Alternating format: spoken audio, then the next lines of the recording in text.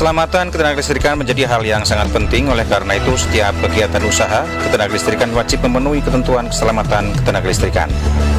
Hal ini bertujuan untuk mewujudkan kondisi yang andal dan aman bagi instalasi, aman dari bahaya bagi manusia dan makhluk hidup lainnya, serta ramah lingkungan. Lantas, bagaimana mewujudkan keselamatan ketenagalistrikan? Simak Radio Talk Elsinta kali ini bersama saya, Indra Pusanto.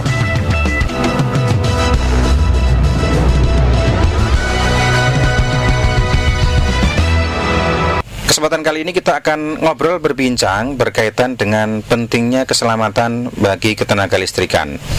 Ini listrik itu tidak akan lepas dari kehidupan sehari-hari kita sebagai manusia dan juga masyarakat ya. Kita sudah hampir dari lahir sampai nanti meninggal ini pasti akan menggunakan listrik. Itu sudah pasti ya, dan kita tahu juga ternyata tadi sempat ngobrol di belakang tadi dengan narasumber ini bahwa ternyata beberapa persen, 40-an persen kalau tidak salah, bahwa kejadian kebakaran, bencana yang berkaitan dengan kebakaran ini ternyata disebabkan oleh listrik. Nah, makanya kita akan berbincang pada kesempatan kali ini pendengar berkaitan dengan keselamatan bagi ketenagalistrikan. Ini yang datang kita hari ini dari hulu sampai hilir, ada semua.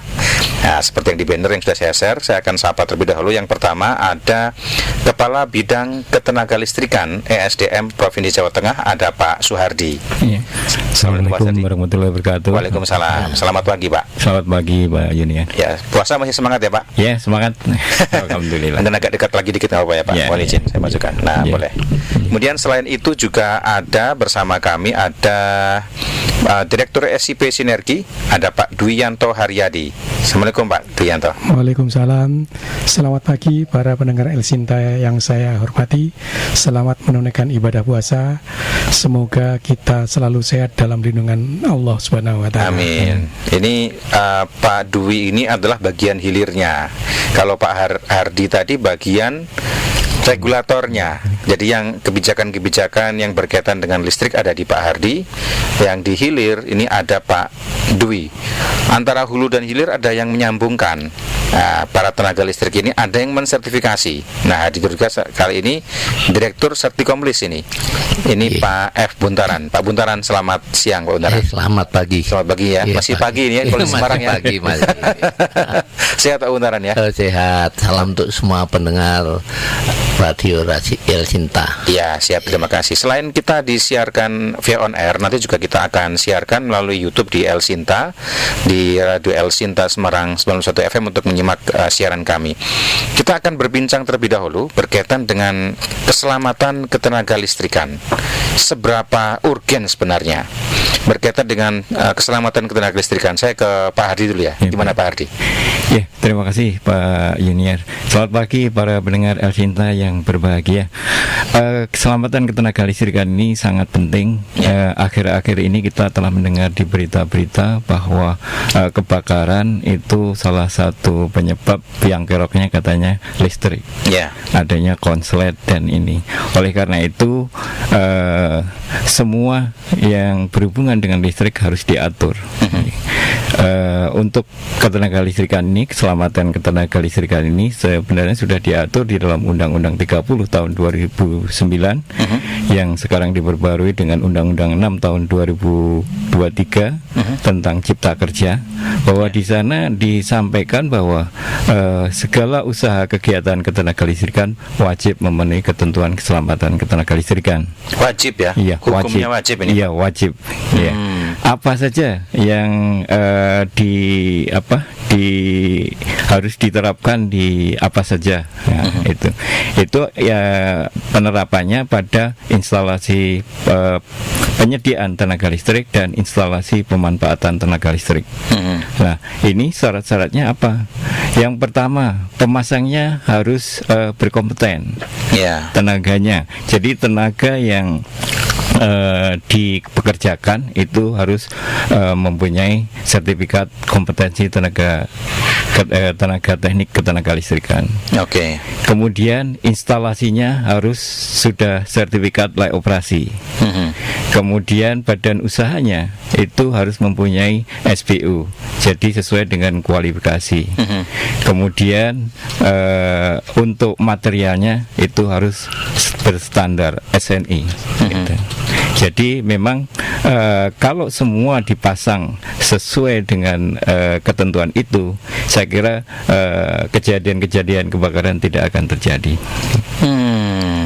SDM di sini berperan sebagai apa berarti di sini? Jadi Dinas SDM selaku regulator, yaitu pembinaan dan pengawasan untuk penerapan keselamatan ketenaga listrikan. Oke, di regulasinya ya. Iya. Nah, tadi aturan sudah disebutkan di sana bahwa memang sudah ada aturan, dan aturan ini apakah sudah mempertimbangkan kondisi-kondisi yang ada di lapangan, Pak? Jadi karena adanya kondisi-kondisi di lapangan itu, maka timbul regulasi tentang keselamatan ketenaga listrikan. Ya. Ya, kemudian pada tahun 2021 timbul terbit Permen ESDM nomor 10 ya, tentang keselamatan ketenaga listrikan. Itu yang menjadi aturan itu apakah kemudian sudah diterapkan, dan kalau bicara terkait dengan tersebut, apa kemudian agenda program utama SDM Jateng terkait dengan bidang ketenaga listrikan ini agar kemudian memang regulasi ini benar-benar sampai ke masyarakat? Iya, tentunya kalau ini sudah diterapkan, dan ini memang ada beberapa perusahaan ataupun masyarakat pengguna yang belum memenuhi ketentuan ini. Oleh karena itu, Dinas Energi dan Sumber Daya Mineral Provinsi Jawa Tengah selalu mensosialisasikan regulasi ini bersama dengan lembaga-lembaga yang ada, kayak lembaga sertifikasi kompetensi, lembaga inspeksi teknis, untuk mensosialisasikan ini. Kemudian di samping sosialisasi juga ada pembinaan dan pengawasan di lapangan. Ketika ditemukan hal-hal yang tidak sesuai, kami hanya memperingatkan agar ditindaklanjuti oleh pengguna ataupun perusahaan yang menggunakan instalasi ketenaga listrikan. Gitu. Kemudian di samping itu kami juga memfasilitasi anak-anak SMK untuk sertifikasi kompetensi tenaga teknik ketenaga listrikan sebagai persiapan mereka untuk masuk dunia kerja, sehingga bila mana dia sudah masuk dunia kerja sudah mempunyai keahlian, kompeten, sehingga dengan adanya sertifikat kompetensi itu diharapkan dia dapat bersaing dengan dunia luar. Kan nanti eranya globalisasi, jadi tenaga asing pun bisa masuk ke Indonesia. Jadi memang posisinya itu berarti sebenarnya sertifikasi ini diberikan sejak di sekolah. Ya, seharusnya dia ketika belajar harus sudah memiliki itu. Itu kan biasanya ada tingkatan-tingkatan ya, Pak? Ada. Oke. Jadi sertifikat kompetensi itu ada levelnya, dari level 1 sampai 9. Kalau 9 itu kalau di pendidikan ya sudah doktor ya. Ahli. Kalau yang lulusan vokasi kayak SMK gitu biasanya berapa itu? SMK itu biasanya level 2, level 3 gitu. Biasanya seperti itu ya. Iya. Itu yang sudah berjalan. Yang sudah berjalan. Berarti kan sebenarnya kan kalau SMK itu kan berada di bawah provinsi ya. Itu berarti sudah terkomunikasi dengan baik dong, Pak.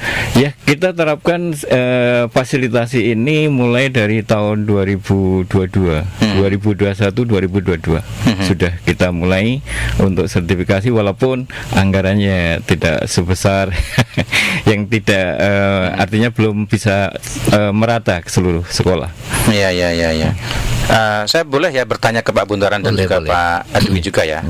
Saya agak penasaran nih, Pak. Iya. Kalau tadi disebutkan bahwa siswa SMK ini sudah mendapatkan sertifikasi. Tapi kan ada tingkatan-tingkatan sebenarnya. Betul, seharusnya tingkatan-tingkatan itu kan berjenjang. Nah, biasanya kalau tingkat SMK itu ketika mendapatkan sertifikasi, dia baru sampai bisa apa kira-kira? Ada. Oke, terima kasih Pak ini dan semuanya pemirsa pendengar Radio El Sinta. Jadi yang dikatakan Pak Hadi tadi benar, bahwa sudah diatur oleh kementerian bahwa semua SMK itu wajib memiliki sertifikat pendamping, yaitu sertifikasi kompetensi. Jadi kalau SMK itu diatur SMK sekolah vokasi, ada politeknik, ada sekolah vokasi, dia punya disertifikasi dengan istilahnya sertifikasi vokasional, vokasi. Nah, sertifikasi vokasional itu gimana sih? Nah, mereka anak-anak adik-adik tadi, baik itu yang SMK maupun yang vokasi untuk D3, D4 itu wajib magang. Oke. Jadi ada tahapannya, harus magang dulu. Ya, jadi waktu jadi magang. Jadi dan itu diatur, ada kesepakatan kerjasama antara Dirjen Vokasi dengan Direktur Jenderal Ketenagalistrikan. Nah, selama waktu magang itulah mereka nanti sekaligus disertifikasi vokasional. Tapi sebelum magang mereka dibekali. Jadi ibaratnya dia mau melangkah, mau jalan tuh tahu arahnya. Iya. Sudah bawa peta dulu lah. Nah, jadi sebelum magang dia dibekali dengan guru tamu, dengan dosen tamu itu. Jadi ditanya mereka nanti mau kemana? Mau kerja di mana? Misalnya kerja di distribusi yang apa? Misalnya pembangunan, pemasangan. Oke. Kalau bekerja di sana, Anda nanti ngambil okupasi jabatannya itu pelaksana pembangunan dan pemasangan. Itu. Nah, terus apa yang Anda harus kuasai? Kompetensinya inti ini, kompetensi beliaunya ini. Nah, jadi waktu magang itulah yang harus dilakukan. Waktu magang. Jadi mereka akan melakukan sesuai dengan keinginannya, sesuai dengan okupasi jabatan nanti yang akan diambil. Nah, selama dia magang nanti ada kunjungan dari asesor untuk istilahnya observasi, melihat. Dinilai nanti dari laporan pelaksanaan magangnya, yaitu semua dinilai, baru itu sebagai dasar untuk menerbitkan sertifikat kompetensi yang baru tingkat awal tadi. Ya, dia rata-rata masih jadi itu mereka memang rata-rata masih di pelaksana tuh kalau SMK di pelaksana. Biayanya gimana? Diatur, jadi biayanya juga jauh di bawah biaya sertifikasi kompetensi. Jadi kalau vokasional tuh biayanya lebih murah jauh. Karena itu sifatnya kan anak didik ya. Jadi setiap LSK, lembaga sertifikasi kompetensi berbeda, tapi rata-ratanya sekitar 350 satu okupasi jabatan. Oke. Nah, kalau SMK tadi misalnya dibantu biasanya dari regulasi, ada dari mitra akan mengarahkan kalau ngambil ini nanti magangnya di sini, dibantu difasilitasi. Jadi semuanya hampir misalnya terbantulah di mereka semua ini sinkron dengan regulasi, dengan aturan jalan, dengan aturannya, supaya adik-adik nanti siap untuk terjun di lapangan. Demikian, Pak. Iya, saya ke Pak Dwi ya, Pak Dwi Yanto Haryadi. Ini kan berarti yang juga menerima magang juga dong, Pak? Atau tidak ya kalau di tempat Bapak tadi? Menerima magang juga untuk anak-anak pemula yang akan disertifikasi. Nah, saya pengen mendengar ini kira-kira penilaiannya gimana nih kalau yang tadi kan sertifikasi awal. Nanti akan kita bahas lebih dalam sebenarnya. Tapi saya pengen tahu anak-anak magang ini ketika magang itu apakah sudah cukup dia mendapatkan ilmu itu atau sebenarnya seperti apa kalau di lapangan, Pak Dwi? Terima kasih. Sebelumnya saya akan menyampaikan bahwa kami dari perusahaan lembaga sertifikasi kompetensi bertujuan utama adalah agar semua insan pengguna listrik itu taat pada regulasi. Taat regulasi. Caranya bagaimana? Bahwa semua peralatan listrik yang dipasang itu harus sesuai dengan kaidah-kaidah teknik kelistrikan. Yang kedua, memastikan bahwa instalasi listrik yang dibangun oleh badan usaha itu mempunyai izin. Artinya badan usaha itu harus mempunyai izin. Ini sudah diatur oleh regulator bahwa setiap instalasi listrik itu harus punya nomor identitas pelanggan NIDI. Nah, maka instalasi yang sudah dibangun oleh badan usaha yang berizin, maka mereka mengeluarkan NIDI, nomor identitas pelanggan, nomor identitas instalasi. Dengan nomor identitas instalasi, maka penyedia listrik. Nah, penyedia listrik sebelum menyambung listrik, penyedia listrik itu kita kelompokkan dua, PLN atau non PLN.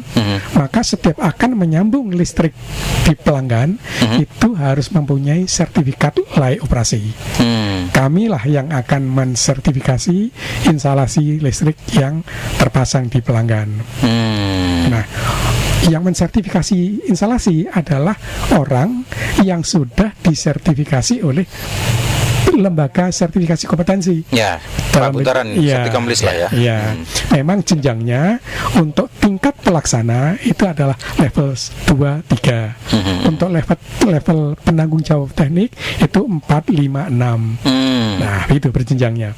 Nah, jenjang-jenjang ini tentunya melalui tahapan-tahapan dan pendidikan-pendidikan yang diselenggarakan juga oleh lembaga sertifikasi kompetensi. Oh, begitu. Dan selama ini anak-anak magang ini sudah bisa bekerja ya sebenarnya.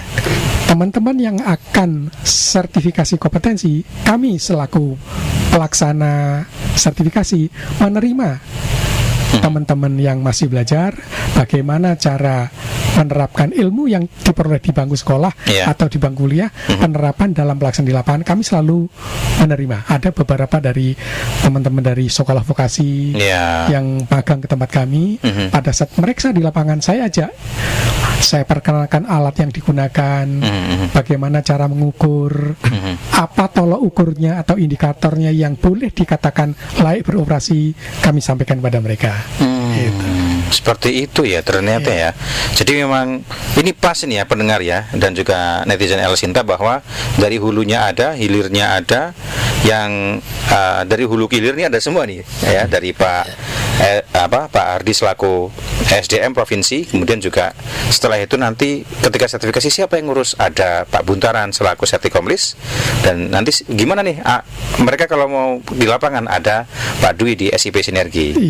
Jadi ini penting ya, karena semacam ini tuh memang nanti akan digunakan dalam kehidupan sehari-hari kita. Kalau tidak ada orang yang tersertifikasi, maka bisa jadi nanti akan berdampak buruk pada kehidupan kita, kebakaran dan sebagainya gitu ya. Betul. Nanti kita akan bahas lagi. Saya pengen tahu juga ke Pak Hardi berkaitan dengan perizinan berusaha yang bisa dilakukan oleh SDM, dan juga nanti bagaimana sih fungsi-fungsi Sertikomlis dan juga SIP Sinergi di lapangan nanti seperti apa. Kita akan jeda dulu. Nanti kita akan kembali setelah pesan-pesan berikut ini. Anda masih mendengarkan Radio Talk El Sinta News and Talk. Pendengar, kembali lagi dalam program Radio Talk, masih bersama dengan 3 narasumber kami ya. Cukup mencerahkan ini karena ini hajat hidup orang banyak harus diamankan ya. Penting sekali ini. Saya pengen tahu ke Pak Hardi lagi selaku Kabid Kelistrikan SDM. Pak, kalau berkaitan dengan perizinan di SDM sendiri, ini yang dilayani apa sih Pak berkaitan dengan ketenaga listrikan Pak? Ada beberapa perizinan yang sesuai dengan usahanya. Ya. Yang pertama izin penyediaan tenaga listrik. Itu ada yang untuk kepentingan umum, untuk kepentingan sendiri. Kemudian kalau untuk kepentingan sendiri itu memang ada 2. Lebih besar dari 500 watt itu melalui OSS.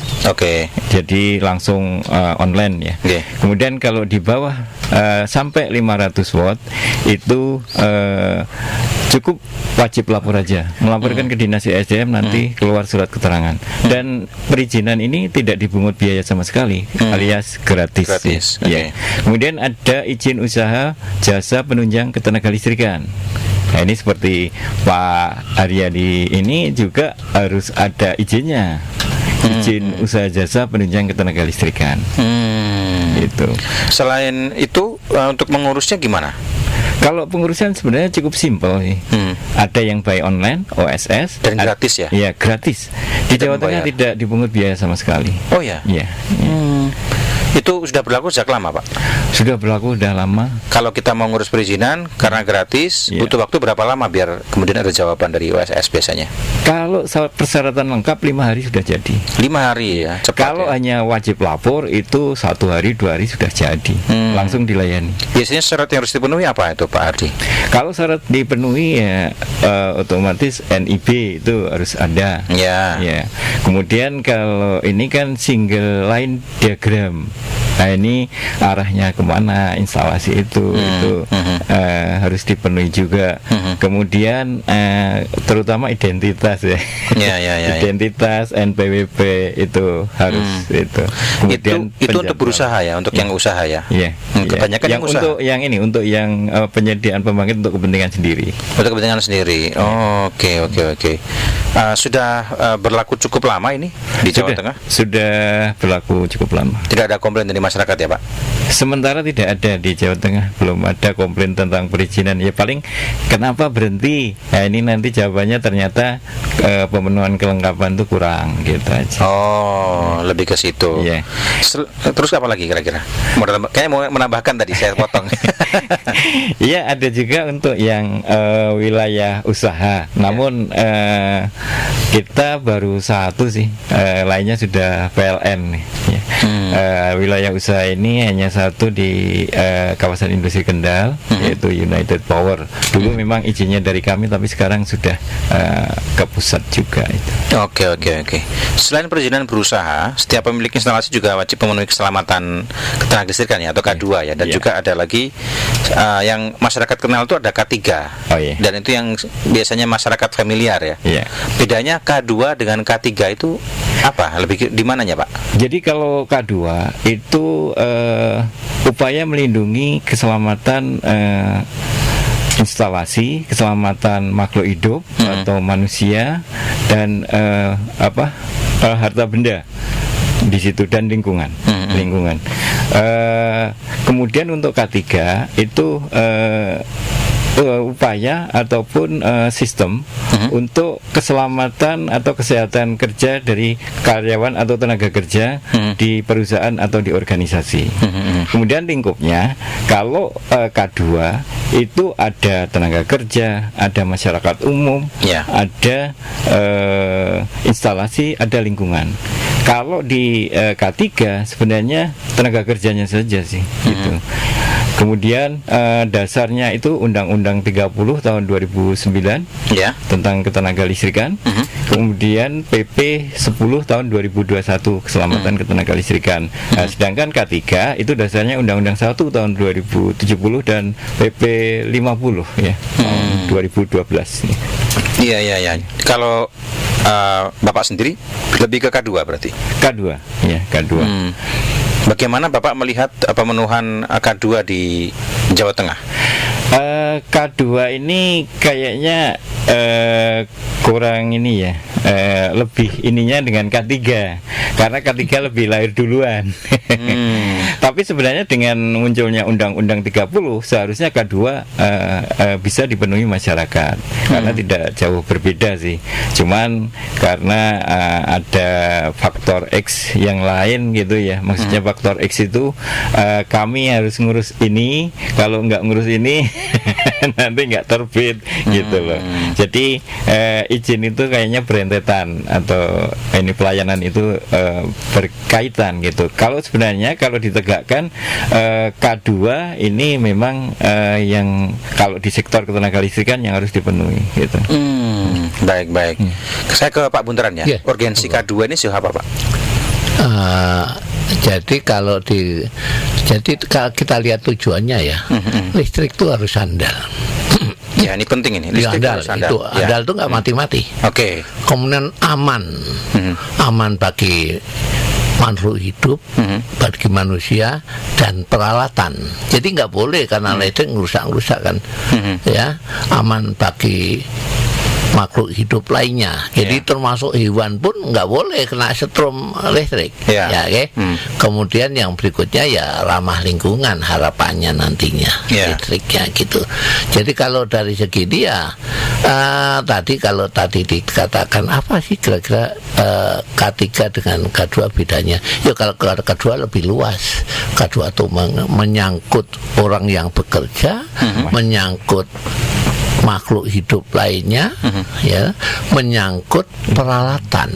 Nah, kalau yang ketiga itu kan hanya keselamatan dan kesehatan kerja pegawainya saja. Nah, ini jauh lebih luas.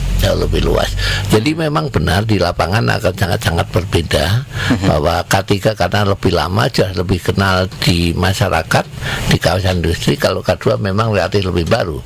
Permennya pun baru tahun 2021, baru kemarin diwajibkan. Jadi nanti harapannya hampir semua penyedia tenaga listrik untuk bidang operasi dan pemeliharaan wajib men-set up SMK 2.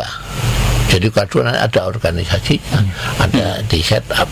Misalnya kayak PLN itu wajib men-set up. Jadi di sana ada penanggung jawab badan usahanya, tapi juga ada penanggung jawab keselamatan ketenagalistrikan PJK 2. Di bawahnya itu ada teknisi madya, teknisi muda, lengkap, auditor.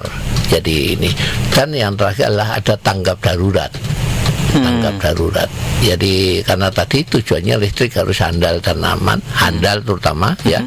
Ya kalau listrik mati, operator tuh wajib, gangguan yang lama, operator wajib memberikan laporan kepada regulator, kepada Pak Muhadi, kepada pusat, kepada Disika. Wajib. Jadi yang berdampak luas kepada masyarakat, operator wajib melaporkan, gambarannya gitu. Sehingga ya memang kalau dipersyaratkan ya bahwa tenaga teknik wajib memiliki sertifikat, ya karena di situ sangat urgent sekali. Listrik itu nggak nampak, ibaratnya gadis tuh kalau dikelola baik itu baik, tapi kalau salah ngelolanya bisa buat bangkrut gitu loh. Jadi ibaratnya gadis tuh, listrik itu gadis yang cantik. Kalau kita bisa ngelola, kita jadi enak, jadi bahagia. Kalau kita salah ngelola, salah nangani, kita jadi bangkrut. Baik, saya ke Pak Dwi ya. Pak Dwi, ini kalau kan kita tahu banyak pemilik pabrik itu, terutama yang atau bangunan ya, terutama bangunan usaha begitu yang memiliki pembangkit listrik sendiri, terutama sebagai cadangan. Nah, ini gimana? Apakah kemudian seperti itu? Apakah perlu dilakukan sertifikat? Ya, atau seperti Pak, ada sertifikasinya nggak semacam itu Pak? Dan atau operatornya juga kan nggak cuma barangnya, tapi juga orangnya yang mengoperasikan. Kayak ini Elsinta juga sama ya, kita juga ada pemancar, ada macam-macam yang itu butuh tenaga listrik yang tinggi. Itu gimana Pak? Jadi setiap pembangkit listrik itu harus punya sertifikat layak operasi. Harus punya, tentunya dengan batasan seperti Pak Suhardi tadi katakan. Kalau sampai dengan daya 500 kW, sampai dengan itu cukup wajib lapor saja. Tetapi bagi yang di atas 500 kW, itu harus punya sertifikat layak operasi. 500 watt. 500 watt. Ya. Ini genset Pak, ini genset. Genset. Oke. 500 kW itu harus punya sertifikat layak operasi. Tentunya karena peraturan ini tidak dari awal, ada kemungkinan pabrik-pabrik yang sudah punya genset tetapi mempunyainya itu sebelum berlakunya undang-undang ini. Makanya bagi para pabrikan yang mempunyai genset sekarang yang belum punya sertifikat layak operasi, saya sarankan dan harus sesuai undang-undang harus punya sertifikat layak operasi, Pak. Gitu. Harus punya, iya. Karena kalau namanya undang-undang, kalau kita langgar kita punya sanksi, Pak. Nah itu sanksinya apa? Pertanyaan saya. Nah, kita kembalikan kepada regulator. Nanti saya mau tanya sebelum ini nanti. Ya. Kemudian persyaratannya sebenarnya mudah, Pak. Oke. Semudah apa itu, Pak? Pertama harus melampirkan seperti umumnya lah, punya KTP, punya NPWP, punya surat izin usaha penunjang tenaga listrik untuk kepentingan sendiri, UJPTLS. Itu mendapatkannya dari Pak Suhardi. Tadi yang OSS tadi ya? Iya. Oke. Yang kedua harus punya atau asal-usul barang, uji pabrik dari genset itu sendiri. Nah, karena kita tidak mau mensertifikasi pabrik yang tidak jelas asal-usulnya kan. Nah, makanya kita harus mempunyai salah satu persyaratannya adalah mempunyai surat uji pabrik atau surat keterangan asal-usul barang. Oke. Dan yang tidak kalah pentingnya adalah harus dibangun dan diinstal oleh badan usaha yang berizin dengan mempunyai NIDI. Tadi seperti awal kita katakan, jadi harus punya NIDI, nomor identitas instalasi yang dibangun oleh badan usaha yang berizin. Oke. Jadi intinya harus punya NIDI, punya IUJPTL, ya, IUJPTL, izin usaha pembangunan untuk kepentingan sendiri, oke, dan punya, karena genset harus punya izin dari Dinas Lingkungan Hidup. Karena ini kan ya maaf, ada genset yang perlu izin dari lingkungan hidup supaya masyarakat di lingkungannya juga nyaman. Oke. Itu yang tadi ramah lingkungan tadi. Ramah lingkungan. Iya. Dan yang tidak kalah pentingnya Pak, operatornya harus punya sertifikat kompetensi. Ya, yang ada di Pak Buntaran. Iya. Gitu. Oke, baik. Nanti kita akan bahas lagi ya. Tadi saya sebenarnya penasaran dengan sanksi. Iya, ini kalau kan masyarakat juga perlu ditakut-takuti juga dikit-dikit ya. Ada punishment-nya juga, ada reward, ada punishment. Rewardnya ya lebih aman, kalau enggak nanti ada punishment-nya. Nanti kita akan bahas lagi, tapi kita akan jeda setelah iklan berikut ini. Anda masih mendengarkan Radio Talk El Shinta News and Talk. Ya, kembali lagi pendengar dalam program Radio Talk, masih bersama 3 narasumber kami yang luar biasa, hulu ke hilir, memberikan pencerahan bagi Anda yang pengguna listrik ini ya, biar tidak sembarangan pakai listrik, bahaya. Ini ada sanksinya loh, Pak Ardi ya. Iya. Bentar Pak, saya ini dulu. Sanksinya apa nih kira-kira, lupa nih. Apa sanksinya akan diberikan bagi masyarakat atau kemudian tenaga listrik yang ternyata tidak memiliki sertifikasi, atau mungkin alatnya juga ya tidak tersertifikasi. Gimana kira-kira Pak? Jadi kalau ditemukan hal-hal seperti itu, kami selaku dinas pembina itu yang pertama secara administratif kita peringatkan dulu. Jadi ada surat teguran. Itu surat teguran pertama 2 bulan. Kemudian bila mana dalam 2 bulan tidak dilakukan, kemudian surat teguran kedua selama 1 bulan. Bila selama 1 bulan juga tidak dilakukan, itu teguran ketiga 2 minggu. Berarti total ya 3 bulan 2 minggu teguran. Iya. Bila mana itu tidak dilakukan, kita cabut sementara, kita tidak boleh beroperasi sementara. Jadi ada jangka waktu sebenarnya untuk ditegur itu selama 3 bulan itu untuk melakukan perbaikan ya. Perbaikan ataupun pemenuhan persyaratan itu.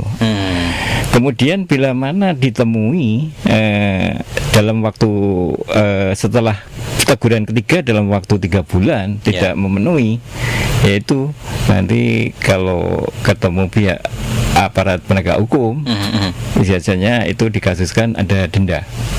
Oke. Ya, denda untuk SLO itu kurang lebih 250 juta. Kemudian kalau tenaga atau operator itu tidak bersertifikat, itu 15 sampai 90 juta. 15 juta sampai 90 juta. Oke. Kemudian kalau tanpa izin itu 750 juta. Wah, banyak juga ya, bisa beli rumah itu ya. Iya. Di Gunung Pati dapat rumah 2 itu 750 juta itu, Pak. Iya. Tadi ke Pak Dwi ya. Itu tadi kita sudah bahas ya, cara mengurus SLO sudah ya. Dan syarat-syaratnya sudah tadi ya? Sudah sebenarnya, kalau boleh kami ulangi, sebenarnya gampang Pak. Iya. Punya sambungan yang akan dilayani oleh penyedia tenaga listrik, entah itu PLN atau non PLN. Tentunya mereka mensyaratkan bahwa pelanggan sebelum disambung harus punya SLO. Nah, pendaftarannya bisa melihat di websitenya Dirjen Ketenaga Listrikan. Di situ tertera siapa lembaga sertifikasi yang bisa menerbitkan atau memeriksa instalasi pelanggan. Tinggal pilih sesuai lokasinya di mana. Syaratnya sangat gampang, seperti tadi saya katakan, KTP, NPWP, koordinat. Nah, koordinat di mana lokasi pelanggan, dan harus punya nomor identitas instalasi. Itu aja. Sangat gampang, Pak. Oke, saya ke Pak Buntaran ya. Ini ada tambahan lagi nggak kira-kira? Cukup ya? Kalau mau di tempat saya juga boleh. Kalau ke tempat Pak Dwi berarti kemana Pak? Silakan telepon aja ke Kemana? 081 488 414. 081 0811 488 414. 414 ya. Iya. Kantornya di Bukit Agung sini ya, Pak? Iya, Bukit Sari di ya. Semarang Di sini. Semarang Ya, Ngeserep lah ya, dekat ya. 24 jam. Telepon Oke. ini selalu on 24 jam. Mhm. Dan kami di samping melayani sertifikat layak operasi, kami juga ingin mengedukasi pelanggan. Apa-apa yang ditanyakan berkaitan dengan SLU selalu kami jawab. Oke, Iya, baik. iya. Saya ke Pak Buntaran ya. Pak Buntaran, Iya. untuk operator ketenaga listrikan, Iya. apakah bisa dengan sertifikat K3 dari Kemenaker dan BNSP atau harus ngurus yang lain juga, Pak? Nah, begini. Jadi tadi kan dari Pak Muhadi jelasin bahwa perbedaan antara K3 dengan K2 ya. Ya. K2 itu bahwa harus aman bukan hanya pada pegawai, pada masyarakat dan pada makhluk hidup lainnya, juga kepada peralatan, juga kepada lingkungan. Ya. Ya. Jadi kalau ditanya begitulah, di standar kompetensi tadi diperlukan berbeda. Oke. Karena di dalam K2 tuh cara menggunakan alat juga ada ketentuannya digunakan. Kemudian peralatan juga jenis-jenisnya macam-macam. Nah di K3 nggak diatur itu. Nah sehingga makanya di dalam Undang-Undang Nomor 30 dikatakan bahwa di pasal 44 ayat 6-nya dikatakan bahwa semua orang yang berusaha di bidang kelistrikan, yang berusaha di bidang ketenaga listrikan wajib memiliki sertifikat kompetensi.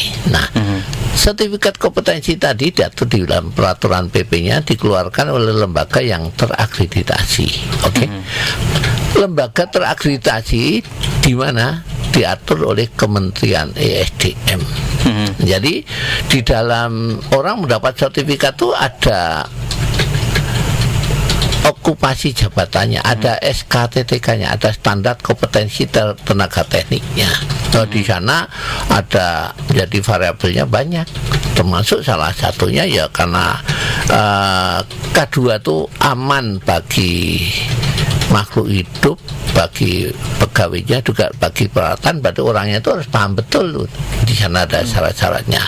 Jadi teori dasar listrik dia harus kuasai. Kemudian jenis macam-macam material yang dikatakan Pak Dwi tadi harus tahu. Kemudian standar-standar ini hasil pengukuran juga harus paham. Nah di K3 nggak dipersyaratkan, itu bedanya di situ. Jadi kalau melihat makanya diatur di dalam undang-undang tersendiri. Jadi kalau gitu ya memang harus wajib memiliki sertifikat kompetensi tenaga teknik ketenaga listrikan. Wajib ya. Cara mengurusnya gimana, Pak? Sertifikat itu kompetensi ketenaga listrikan. Cara mengurusnya sebetulnya relatif gampang aja. Yang sama Pak Buntaran gampang ya. Ya. Jadi yang jelas bahwa sertifikat kompetensi tenaga teknik ketenaga listrikan itu Q-nya apa sih? NIK, nomor induk kependudukan. Nah, di sana Q-nya. Jadi karena di Indonesia tuh nomor induk tuh tidak ada yang sama. Kalau nama boleh sama, tapi nomor induk tidak sama. Jadi ngurusnya apa? Jadi dia mesti punya mengajukan permohonan ya, permohonan dilampiri dengan CV-nya, dia tuh di mana, tinggal di mana, sekolahnya apa, gitu. Kemudian sudah melakukan apa, itu di dalam CV-nya, di pengalaman dia. Pengalaman dia itu dilampirkan, kemudian kopi KTP dilampirkan, pas foto dilampirkan. Jadi KTP ini pas foto, kemudian fotonya kan ada di KTP, cocok dengan pas fotonya. Lah pas foto nanti yang akan ditempel di dalam sertifikat. Nah, itu P1-nya, kemudian P2-nya dia kalau dia gabung di dalam lembaga ya harus dimasukkan. Kemudian di satu lagi P4-nya tuh dia harus mencantumkan apa yang sudah dilakukan. Jadi sertifikasi kompetensi itu diambil kasarnya begini. Hai Pak lembaga sertifikasi kompetensi, saya sudah kompeten, saya sudah bisa melakukan ini. Saya bekerja sudah sesuai dengan SOP dan paham betul prosedur kerja yang benar.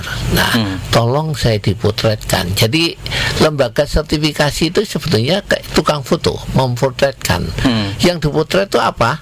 Yang dipotret adalah tiga komponen: pengetahuan, ya, keterampilan, dan attitude, perilaku kerja. Nah, pengetahuan itu tadi dari CV-nya tadi tergambarkan sekolahnya di mana. Ini dari pengetahuan dapat. Ya.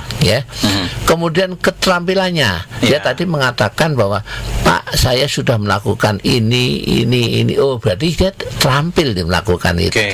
Kemudian di dalam tahapan tadi ada perilaku kerja, attitude-nya. Kemudian tahap ujinya gimana? Tahap ujinya, makanya tahap ujinya ada uji tulis, uji praktek, dan wawancara. Tiga komponen. Jadi wawancara itu hanya untuk mengklarifikasi bagaimana uji tulisnya, bagaimana prakteknya. Mungkin maksudnya benar, tapi karena faktor kondisi jadi agak gemeter, grogi lah mungkin, jadi nggak pas. Itu diklarifikasi di wawancara. Oke. Kalau ke Stratikomis bisa ngurusnya ya? Oh, bisa. Gimana caranya, Pak? Kalau Stratikomis berarti gimana? Kalau tadi kan ada menghubungi nomor telepon, apakah juga? Bisa di WA, di apa? Webnya Stratikomis. Di webnya Stratikomis itu ada semua di sana. Bahkan jadi apa? Webnya stratikomis.co.id. Nah, itu jelas ada semua di sana persyaratannya. Masuk di situ dah langsung bisa kelihatan. Langsung masukkan. Jadi bisa datang langsung, bisa lewat email, bisa lewat WA, ya. Jadi bisa, misalnya enggak susah. Saya bacakan ya, ada beberapa pesan yang masuk dari pendengar yang bertanya begitu berkaitan dengan tema kita hari ini.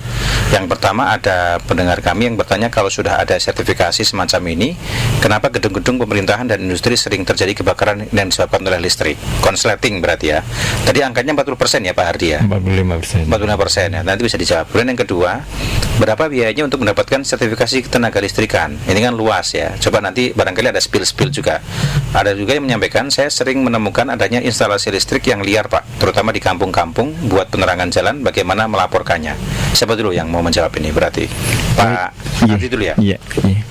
Untuk yang pertama itu terkait dengan sertifikat layak operasi ya. Sertifikat layak operasi itu gedung-gedung terbakar tadi. Gedung-gedung terbakar itu biasanya ada perubahan. Perubahan instalasi atau perubahan tata letak lah. Ketika di sertifikat layak operasi dilakukan uji inspeksi, itu kondisinya sudah berbeda dengan kondisi yang ada sekarang, sehingga sebenarnya itu harus diuji lagi gitu. Jadi kalau ada perubahan, tentunya memerlukan sertifikat layak operasi lagi. Baik perubahan letak, baik perubahan posisi, itu seharusnya tidak boleh gitu. Baik, kalau tadi pertanyaan yang berkaitan dengan biaya untuk sertifikasi ketenaga listrikan? Kalau biaya sertifikasi ketenaga listrikan untuk yang instalasi tegangan rendah, itu biasanya sudah diatur dari Dirjen Ketenaga Listrikan. Itu yang dayanya sekian, seumpama 450, atau itu cukup kurang lebih antara 40 sampai 50 ribu lah. Sangat murah, sangat murah. Kemudian 900 sekian itu ada semua. Nanti lembaga inspeksi teknis yang bisa ini. Kemudian kalau untuk yang PLTD itu biasanya ditentukan oleh lembaga inspeksi teknis. Itu sebenarnya terbesarnya itu juga sudah diatur di Dirjen Ketenaga Listrikan. Itu terbesarnya segini. Biasanya kalau di Jawa Tengah itu satu passwordnya murah. Kalau murah itu biasanya laku di Jawa Tengah. Oke. Sebenarnya boleh nambahkan sedikit. Boleh Pak, silakan Pak. Tabel harga itu sebenarnya sudah ada, bisa dilihat di websitenya Kementerian ESDM. Itu ada tabelnya Pak. Tabel-tabel biaya listrik 450 VA, 900 VA, termasuk untuk yang tegangan menengah. termasuk untuk genset yang kapasitas besar. Ada semua tabelnya di sana. Silakan Oke. dilihat. Oh, Gitu. begitu ya. Oke. Iya. Pak Undran atau Pak? Itu pertanyaannya apa sertifikasi ketenaga listrikan ini kan Ya, luas ya. luas ya. Itu luas jadi ini. Mungkin yang dimaksud dia mungkin sertifikasi tenaga teknik ketenaga listrikan. Itu Oke. bisa juga. Itu ada batas bawah, batas atas. Oke. Itu ditentukan oleh pemerintah. Batas untuk fixed cost-nya, batas bawahnya 1.800.000, batas atasnya 2.800.000. Batas atas. Artinya fixed cost ringnya di antara itu. Ya masih terjangkau sekali. Ya, itu ringnya. Itu kalau tenaga teknik ke tenaga listrikan. Itu bisa ya. personal atau harus Nah, asosiasi? Bisa personal, bisa boleh asosiasi, bisa gitu ya. Kemudian tadi saya nambahkan juga yang untuk karena ketenaga listrikan itu luas. Ya. Tadi kan untuk orangnya. Ya. Untuk SLO sertifikasi layak operasinya yang TR tadi ditentukan oleh pemerintah. Jadi permen yang baru ini udah terbit lagi. Jadi tadi misalnya 450 paling rendah sama itu 40.000 aja. Satu rumah kecil ya, rumah sederhana, sangat sederhana 40.000. Kemudian di atas yang 900 hanya 60.000. Itu. Tapi kalau yang 1.300 sekarang sudah naik jadi 110.000. Jadi ini. Itu kan yang TR. Batas yang TR itu sampai dengan 197. Di atas itu yang ditangani Pak Dwi. Ya. Pak Dwi itu lembaga inspeksi teknik tegangan menengah. Itu juga ditentukan batas atasnya oleh pemerintah. Oke. Misalnya PHBTM, kubikel tuh. Kubikel tuh 2 juta. Batasnya kubikel. Trafo kapasitasnya berapa? Kalau kapasitas makin besar ya biayanya makin besar. Kabel misalnya, kalau makin panjang makin besar gitu gambarannya gitu demikian. Oke. Jadi kalau biaya ya memang tadi kan sangat luas itu tanyanya. Jadi memang ada luas sekali ya. Ini ada lagi pertanyaan sebenarnya. Saya 2 tahun ini bangun rumah dan sudah saya tempati. Untuk urusan listrik saya serahkan ke tetangga. Berbekal pengalaman sepertinya, tapi setahu saya tidak punya sertifikasi. Apakah saya salah Pak? Dan bagaimana cara memperbaikinya ini? Ada pendengar yang bertanya begitu. Bangun rumah, kemudian minta tolong tetangga untuk ngurusin listrik barangkali ya, tapi nggak tahu punya sertifikasi apa tidak. Kalau nggak punya itu apakah beliau ini salah dan cara perbaikannya gimana? Rumahnya udah jadi ini, udah kadung jadi. Gimana ya? Gimana? Ya mungkin itu dicek ulang ya Pak ya. Dicek ulang melalui lembaga inspeksi teknis tadi. Itu bisa. Jadi mungkin standar kabelnya sudah digunakan sesuai atau belum. Ya. Nah, kalau belum sesuai bisa diganti. Kemudian material stop kontak, saklar dan lain-lain sudah SNI atau belum. Nah, ini nanti yang ngecek lembaga inspeksi teknis. Ya. Ya mungkin ketika dimintain bantuan, dia kalau BTL sudah berizin, mungkin alhamdulillah tidak jadi masalah. Tetapi kalau yang dimintain tolong itu tetangga itu mungkin tukang batu atau sekedar Ya, punya pengalaman, ya. belum pengalaman, itu bisa jadi material ataupun instalasinya kurang benar. Jadi nggak cukup berbekal pengalaman. Ya. Ya. Gimana Pak? Mungkin Kalau enam. saya boleh menambahkan, Ya. kalau itu sudah nyala, Ya. kita berprasangka baik saja. Karena PLN Ya. selaku penyedia tenaga listrik pasti tidak akan menyambung kalau tidak punya sertifikat layak operasi. Gitu. Ya, ya. Jadi ya, karena ya. itu pengalaman Bapak yang di PA tadi, mungkin tetangganya minta tolong kepada perusahaan pembangunan yang berizin, sehingga PLN sudah punya sudah ditunjukkan sertifikat layak operasinya, PLN sudah nyambung. Ada kemungkinan seperti itu. Oke. Tapi pastinya PLN tentunya tidak akan menyambung kalau tidak ada sertifikat layak operasi. Oke. Ya. Gimana Pak Buntaran? Ada tambahan? Mungkin saya tambahkan aja. Jadi sebenarnya pemerintah itu sangat baik. Ya. Regulasi dibuat untuk melindungi kita semua, melindungi masyarakat. Oke. Jadi sudah diatur sedemikian rupa yang tadi disampaikan Pak Adi tadi, bahwa yang memasang pun harus punya sertifikat badan usaha. Sertifikat badan usaha. Sertifikat badan usaha bisa diurus kalau dia punya tenaga teknik yang bersertifikat. Oke. Nah, kalau badan usaha ini kan klasifikasi badan usaha ya, dari mulai akte, kelasnya kecil atau besar gitu ya. Tapi dia punya punya tenaga teknik dan penanggung jawab teknik yang bersertifikat. Itu tujuannya yaitu sebetulnya untuk memudahkan kita semuanya untuk melindungi masyarakat. Jadi harapannya ke depan ya mungkin masyarakat tuh harapannya lebih paham lah ya. Kalau ini harapannya nanti bisa dilakukan oleh ya semuanya tuh yang berbadan usaha, yang berbadan hukum, sehingga kalau ada apa-apa tuh bisa pertanggungjawabannya tuh jelas. Oke. Di sesi terakhir ini ya, mungkin sekitar setengah menit ya masing-masing barangkali bisa menyampaikan penegasan berkaitan dengan tema kita hari ini terkait dengan urgensi keselamatan ketenagalistrikan. Mungkin saya ke Pak. Sebelum itu Pak, tadi ada pertanyaan terakhir, lapor kemana? Oh, lapornya kemana ya, betul ya? Ini kalau memang ilegal, laporkan aja ke PLN terdekat. Oh, 123 ya? Iya, 123 itu biar clear gitu. Di atas ya. Terakhir barangkali ada penegasan. Pak Hadi dulu, silakan Pak Hadi. Untuk pendengar yang setia dengan Elsinta, kami berharap bisa memanfaatkan listrik ini dengan memenuhi ketentuan keselamatan ketenagalistrikan. Hal ini semua untuk melindungi baik manusia, juga makhluk hidup lain, kemudian peralatan pendengar setia, sehingga dijamin aman bila mana memenuhi ketentuan keselamatan ketenagalistrikan ini. Kami berharap ini bisa diketok tularkan ke tetangga ataupun ke teman-teman yang lain. Kalau Pak Buntaran nggak, Buntaran? Terima kasih. Pendengar Elsinta yang kami hormati, jadi regulasi dibuat itu untuk melindungi kita semuanya, melindungi bangsa kita. Jadi nanti deglobalisasi itu orang luar bisa kerja, bisa masuk, tapi dengan regulasi, dengan persyaratan itu, dia juga harus mengikuti persyaratan itu. Jadi artinya apa? Regulasi dibuat akhirnya juga untuk kita, demi kita dan demi keselamatan kita semuanya. Demikian. Pak Dwi, monggo.